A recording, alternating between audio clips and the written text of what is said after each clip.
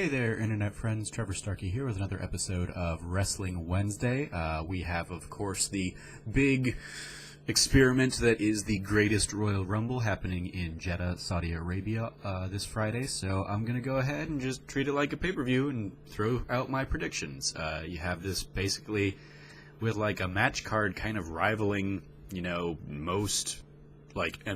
rivaling almost any pay-per-view, save maybe Mania, but looking through kind of the stipulations they have on this, I would say this is probably a more exciting series of matchups than even we had at Wrestlemania. So yeah, here are my predictions for the 2018 Greatest Royal Rumble. First, I have the Cruiserweight Championship between Cedric Alexander and Kalisto. I think they put way too much time into building up Cedric Alexander in the tournament leading up to him winning the title to take it away from him so soon. So I think he'll go over here, and I imagine this will be kind of the pre-show, warm-up match to get people kind of raring and ready to go. The Intercontinental Championship ladder match between Seth Rollins, The Miz, Finn Balor, and Samoa Joe. So you've got a handful of cross-brand matches like this, and I feel like they're doing that to maybe continue a little bit the Superstar Shake-Up storyline from a couple weeks ago, where you had somebody like Jinder Mahal take the U.S. title over and then lose it, and then Jeff Hardy went right back to SmackDown with it. I think we'll actually still see kind of the mid-tier belts shift here. So I think my prediction with that in mind is The Miz wins here. He's so close to kind of being the longest reigning Intercontinental Champion ever that I feel like keeping him away from the belt on SmackDown for the foreseeable future just doesn't quite make sense. So I think he'll win it and then take it back to SmackDown with him. And maybe that's what he and Daniel Bryan end up feuding over a little bit, in addition to their awesome epic war of words from a couple years ago. In that same vein, with the United States Championship between Jeff Hardy and Jinder Mahal, I think you'll see Jinder end up winning and taking the U.S. title over to Raw.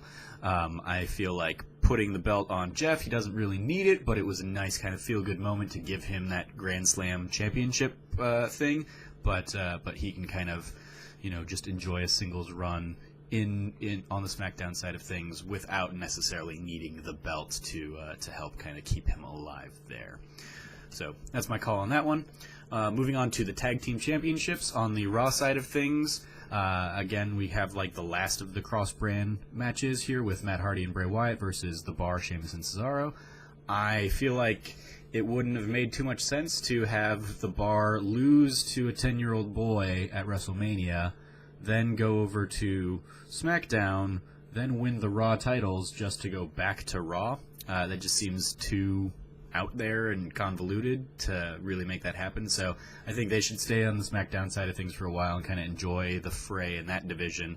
Let Matt Hardy and Bray Wyatt take the Raw titles, go back to Raw, and then face off with probably Ziggler and Drew McIntyre here in the coming months. On the SmackDown side of things, you have the Bludgeon Brothers versus the Usos for the SmackDown Tag Team Championships.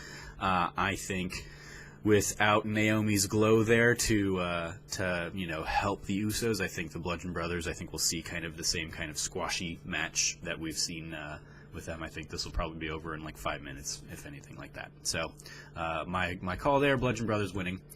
The non-title kind of exhibition matches that we have, John Cena versus Triple H.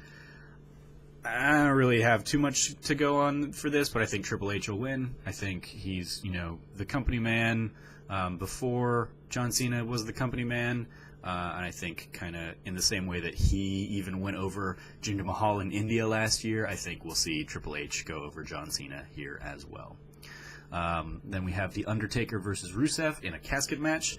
And as much as I would like Rusev to win and see The Undertaker kind of, give the over guy kind of the push here with a Rusev win, I feel like the legacy of The Undertaker in a match that's pretty much his own stipulation, I think we're going to see him come out on top on this Rusev Day.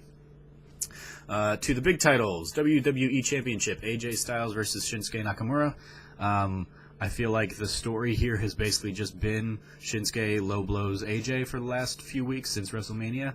So I feel like we're going to, see that here again, but AJ will have finally wised up and is wearing a cup or something, so that'll maybe mess up Shinsuke's arm, and AJ will retain the title here. On the Universal Championship side of things in a steel cage, I feel like all of the Brock Lesnar re-signing stuff is just kind of a red herring. I think, it's setting up the idea that he's going to be sticking around, but I think people are too tired of a part-time champ holding what is supposed to be like the WWE's most prestigious belt right now. So I think they'll finally put it on Reigns here. It's going to be, a more receptive crowd than the Mania one was. So then I hope we never have to see Lesnar again. But I think Reigns will finally walk out with the big dog in his yard and all that stuff here in Saudi Arabia. And then lastly, we have the 50-man Greatest Royal Rumble. I feel like Braun Strowman is just way too popular of a guy to be doing nothing on this show, so I think you're going to see him come out and really just have a dominating performance, just like he did at the Elimination Chamber. I think he's going to come out and just destroy a lot of people and walk away in this bout as the last man standing. So those are my predictions for the Greatest Royal Rumble event. Let me know your predictions in the comments below or on Twitter. As always, I've been your host, Trevor Starkey from TrevorTrove.com. You can follow me at SnarkyStarkey on Twitter. And until next time, from here at the Trove, treasure your friends.